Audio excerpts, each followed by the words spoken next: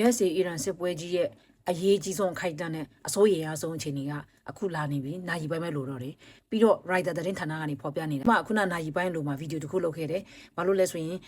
ပါရှာပင်လေကွေ့ဂတ်ဂျုံကိုသူတို့တွေအပေါ်ကနေရေနံဆက်ယုံမှာ US ကနေပြီးတော့မှအကြီးကျဲလိုက်တယ်ဒါတော့မှဒေါ်နယ်ထရန့်ကပေးထားတဲ့ရစတန်ပေးထားတဲ့အချိန်မတိုင်ခင်မှာတောင်းမှဒီလိုလုပ်ထားတယ်ဆိုပြီးပြောတဲ့ဟာကို writer သတင်းဌာနကနေပြီးတော့မှဒေါ်နယ်ထရန့်ရဲ့ vice president G defense ကိုသူက confirm လုပ်တာအခါကျတော့ဟိုကလည်းဟုတ်တယ်တဲ့ဒါပေမဲ့သူတို့စစ်ဘက်ဆိုင်ရာဒီမှာပဲ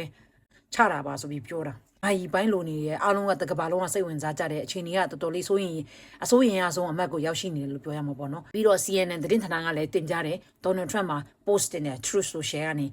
အီရန်ရဲ့လူယဉ်ကျေးမှုနဲ့အီရန်လူမျိုးခုလုံးကဒီညဆိုရင်သူပြောတဲ့အတိုင်းနားမထောင်လို့ရှိရင်ဒီညမှာသူအကုန်လုံးကြောက်ဆုံးရမယ်တော့ကေသွားမယ်သူဒီလိုမျိုးမဖြစ်စေချင်ဘူးဒါပေမဲ့သူညှိနှိုင်းတဲ့ဟာသူတို့ရဲ့ချက်လက်တွေကိုဆွေးနွေးတဲ့ဟာကိုမလိုက်ရောဘူးဆိုလို့ရှိရင်တော့သူဒီလိုမျိုးလုပ်ရတော့မယ်ပြီးတော့ဒါဟာ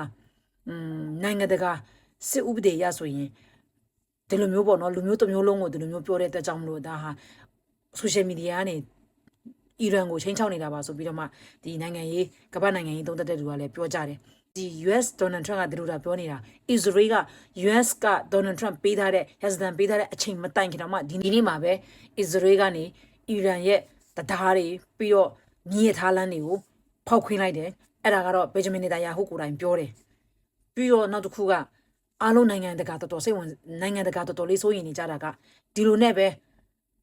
အီရန်ရဲ့မဟာမိတ်နိုင်ငံတွေရောပြီးတော့ US Israel ပေါင်းပြီးတော့မှတကယ်တတိယကဘာစစ်ကျူဥဆောင်သွားနေတာလားဒါပေမဲ့ US နောက်မှာတော့မဟာမိတ်နိုင်ငံတွေဘူးမှမရှိကြဘူးเนาะအဲ့ဒါတော့အလုံးတိပိတာကျမရဲ့ဒေါ်နယ်ထရန့်ကသူ့မဟာမိတ်နိုင်ငံတွေနဲ့ပတ်သက်ပြီးသူပြောတဲ့ကျမဝေါ်ပေါ်မှာရှိတယ်ကြည့်ချင်တော့ကြည့်ကြเนาะပြီးတော့အီရန်ကလည်းပြင်းပြင်းထန်ထန်ကောက်ကွက်တယ်ဒီလိုမျိုးအမခံချက်မရှိဘဲနဲ့ဒီလိုချင်းချောက်တဲ့ပုံစံမျိုးနဲ့တော့သူတို့ဘလို့မှပြစ်ခတ်ရက်ဆက်ဖို့ဆိုတာမဖြစ်နိုင်ဘူးဆိုပြီးတော့မှညင်းတယ်အီရန်ကလည်းပြင်းပြင်းထန်ထန်ပြန်ပြောတယ်မင်းတို့